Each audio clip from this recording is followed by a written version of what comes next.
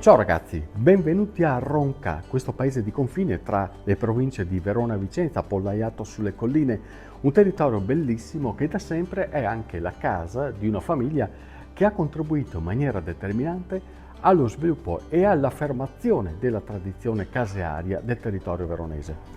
Stiamo parlando dei Roncolato e della Casara, azienda che esiste pensate dal 1920 e che da sempre si distingue per la produzione di formaggi e non solo, perché c'è anche una produzione di salumi particolarmente pregiata e importante. Quella che ascolterete oggi è la loro storia, una storia che è partita dalle colline di Brenton, appena qui sopra, circa 600 metri di altezza, il regno delle soppresse, ma che poi ha caratterizzato tutto questo comprensorio per i latticini, per i formaggi e per i salumi, e loro sono stati tra i più importanti protagonisti. È una storia abbastanza lunga perché noi mio nonno iniziò negli anni 20 a fare il formaggio a Brenton come casaro turnario, poi la stalla la chiuse e iniziò a fare formaggi seriamente, specialmente con l'arrivo di mio padre Romano e lo zio Angelo. Lì iniziò un'attività vera e propria, al punto tale che nel 1964 decisero di prendere in gestione il caseificio sociale, la latteria sociale di Ronca, dove siamo tuttora oggi. Da allora, dal 1964, che facciamo formaggi e produciamo, e entriamo noi figli, tre, io, Giovanni, Letizia e Gildo. E da questa nuova entrata si aprono nuove frontiere, capiamo il mercato, cerchiamo di far conoscere i nostri prodotti in una maniera abbastanza nuova, no? Per l'epoca. Per cui dagli anni 80 a 90 inizia un po' una trasformazione con l'ampliamento, il caseificio viene portato poi appresso alla vecchia struttura e da lì insomma iniziamo un percorso che direi che oggi come artigiani è abbastanza completo, abbastanza anche grande. Oggi siamo quasi una trentina di persone che operano in questa attività.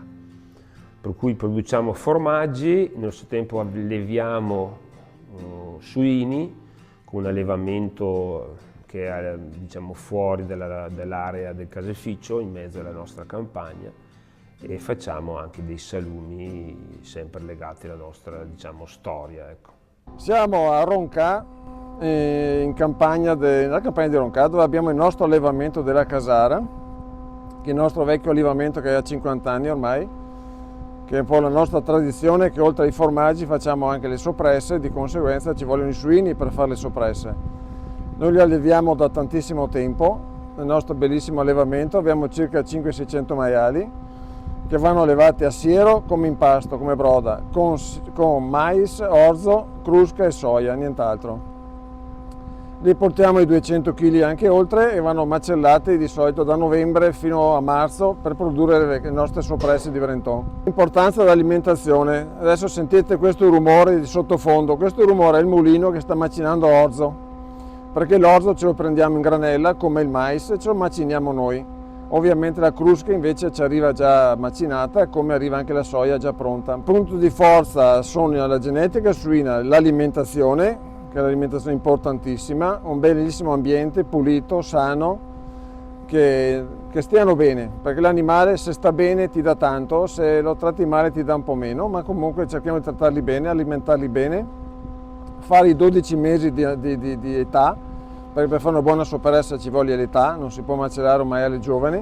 Io ricordo ancora l'allevamento piccolo che aveva il nonno a Brenton, avevamo 100 maiali lassù. Poi ci siamo trasferiti a Ronca, abbiamo costruito questo piccolo allevamento da 500-600 capi. L'importanza è che è un prodotto nostro, fatto per noi, non lo fai per la grande distribuzione, per fare le bistecche, ok? Ti fai un animale che devi fare, è un prodotto finale del prosciutto fatto bene, fare delle belle lonze, delle pancette, questo un po' li vedi crescere, qualcosa che tu fai crescere, come far crescere una vite, una pianta e poi porta il frutto quando lo macelli, quando che fai la salame, quando fai le soppresse. Questo è qualcosa che fa parte della nostra vita. Il territorio dove noi raccogliamo il latte è oggi l'Alta Lessinia, o comunque sopra ai nostri comuni dove siamo di Ronca, perché qui oggi vive il vino, uva, e chiaramente si va sempre più a nord verso le montagne, dove che lì è rimasta una produzione importante di latte, per cui la Lessinia. Certo, il territorio è fondamentale la collaborazione con la ventina di stalle che abbiamo, che raccogliamo tutti i giorni, 365 giorni il latte, per cui c'è un rapporto di collaborazione, di crescita, di controllo da parte anche del Consorzio Monteveronese, con gli enti di controllo e noi stessi, che tutti i giorni lo tocchiamo con mano. Il latte che raccogliamo diciamo, mantiene una storicità, perché cerchiamo di raccogliere il latte solo da chi ha un'alimentazione tradizionale, che è fatta di fieno e di cereali. Non vogliamo, se possibile, il latte con insilati di mais. E addirittura d'estate abbiamo invece il pascoli, cioè i pascoli in alta montagna, in alta Lessinia, dove che si raccoglie il latte e facciamo tutti i prodotti che derivano dalle malghe, per cui con latte di malga, con latte di alpeggio. Poi noi sappiamo benissimo che questo latte che deriva dai pascoli ha delle caratteristiche eccezionali, cioè abbiamo una biodiversità di fieno e di erba che possono dare al latte delle peculiarità che gli altri non hanno. Ecco, c'è poco da fare. Non è solo questione di montagna o di pianura, ma è questione proprio di tipo di alimento. Il verde, il beta-carotene presenti, i fiori possono fare la differenza. Il latte che deriva da pascolo sicuramente abbiamo una percentuale di grassi insaturi molto più alta di altri latti, per cui questo è fondamentale secondo me, cioè mangiare un monteveronese di malga o un montelupo o malga campo, cioè che sono questi formaggi che noi facciamo con latte di pascolo, sono dei formaggi che possono dare delle soddisfazioni non indifferenti. La famiglia è stata veramente, diciamo, importante per noi. Certi valori che ci hanno trasmesso Anna, mia mamma, nostra mamma e Romano, sono sicuramente stati determinanti, al punto tale che di fatto su 5 figli 3 sono rimasti in azienda, per cui che hanno, diciamo, voluto mantenere questa attività, perché sarebbe altrimenti decessa, sicuramente non ci sarebbe stato un seguito, ecco. E questa è fatta da valori che avevano forse le nostre generazioni qualche tempo fa, e per cui credo che siano fondamentali per proseguire le aziende che si mantengano anche, diciamo, questi valori, no? Valori che sono determinati a credere in qualcosa, alla fiducia, alla bontà e anche sicuramente l'umiltà di fare certi lavori.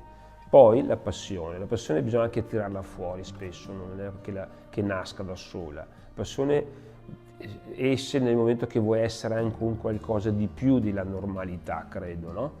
Perché ti appassiona fare un prodotto che è molto più buono di quello che magari normalmente si trova. Ecco, questo è per me già un motivo di lavoro, di dedicarsi alla crescita.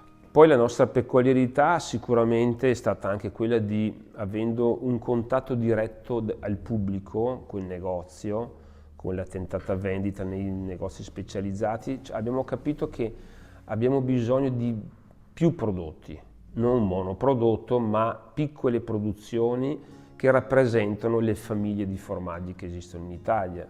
Le famiglie di formaggi sono parecchie, no? Ecco, abbiamo cercato di rappresentarle quasi tutte. Okay, sicuramente un formaggio fresco, una pasta cruda, un formaggio stagionato, una pasta cotta, ecco, lì capiamo che sono due famiglie diverse. Una volta si produceva solo formaggi e semicotti, oggi noi produciamo paste crude, paste semicotte, paste cotte, lattiche, capra e pecora. Ecco, questo è un motivo anche di orgoglio, perché abbiamo avuto la possibilità di dare varie scelte nei formaggi, cioè il nostro cliente può scegliere vari formaggi che una volta non avevamo, una volta si faceva un prodotto e basta. La tipicità del prodotto è fondamentale, anche se oggi si tende un po' a nasconderla un attimino, perché se il monteveronese aveva quel gusto, oggi dobbiamo cercare di mantenerlo. perché non sembra, ma è molto facile cambiare il gusto alle cose, sia perché è di moda, sia perché abbiamo dei fermenti lattici che ci aiutano nella lavorazione, sia perché il latte è cambiato, per cui la tipicità si mantiene se noi abbiamo anche delle regole all'interno. Questo ce lo insegnano anche le DOP con il consorzio, che ci dice che l'alimentazione, che la tecnica di produzione deve essere quella, altrimenti rischiamo di perdere la tipicità del prodotto. E se si perde questo vuol dire che si perde tanto, vuol dire che non è più quel monte, si chiamerà lo stesso monte esternamente, ma all'interno potrebbe essere un altro formaggio, un formaggio che magari abbiamo già assaggiato, che dice ma mi sembra uguale a quello. Ecco, se invece non facciamo questo, abbiamo il piacere di avere questo è un monte veronese e si riconosce, è una sua identità unica. Questo deve essere una DOP.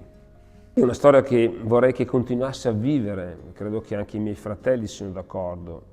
Raggiunto una certa, diciamo, quota, se vogliamo usare questo termine, cerchiamo di trovare delle energie nuove, dei giovani che possono imparare la nostra attività, ma anche la nostra mentalità per proseguire un'attività interessante come è ancora quello del mondo lattiero caseario.